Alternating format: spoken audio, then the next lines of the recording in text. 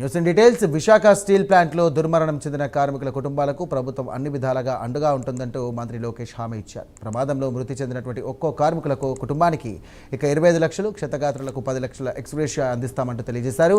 గతంలో ఎన్నడూ లేని విధంగా మృతి చెందిన వారి కుటుంబాల్లో చదువుకున్న పిల్లలు ఉంటే గనక పర్మనెంట్ ఉద్యోగం ఇస్తామని తెలియజేశారు.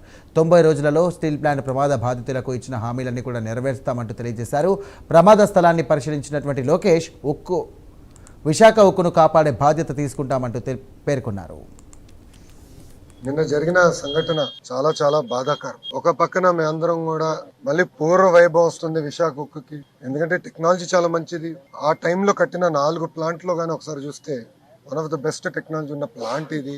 అలాంటి పరిస్థితుల్లో ఎందుకు ఇది జరిగిందనే బాధ అందరు కలిగింది. నిన్న కరెక్ట్ గా 4 గంటల 10 నిమిషాలకి ఇన్సిడెంట్ జరిగిన వెంటనే కలెక్టర్ గారు, సిపి గారికి ఇక్కడ వస్తాం జరిగింది. దాని తర్వాత గౌరవ హోంమంత్రి గారు, ఎంపీ గారు, మా పల్లా శ్రీనివాస్ గారు ఆయన వస్తాం జరిగింది.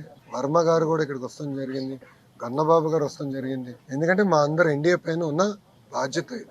కార్మికులకు భరోసా ఇవ్వాలనేది మా అందరి ఉద్దేశం. ఇప్పుడు 8 మంది చనిపోతాం జరిగింది, 6 హాస్పిటల్లో ఉన్నారు. దాంట్లో నిన్న కుమారస్వామి గారు కూడా వచ్చి అదనంగా 25 లక్షల రూపాయలు ఎక్స్గ్రేషియా ఆయన ప్రకటించారు.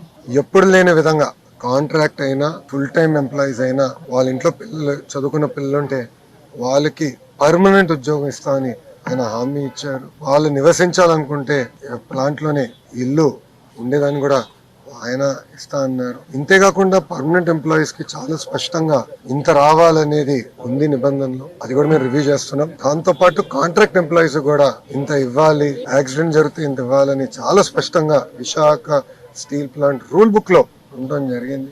మేము ఇక్కడ వచ్చి కేవలం ఏదో చెక్ అందించే లేదానికి రాలేదు. ఆ కుటుంబాలకి శాశ్వతంగా అండగా నిలబడే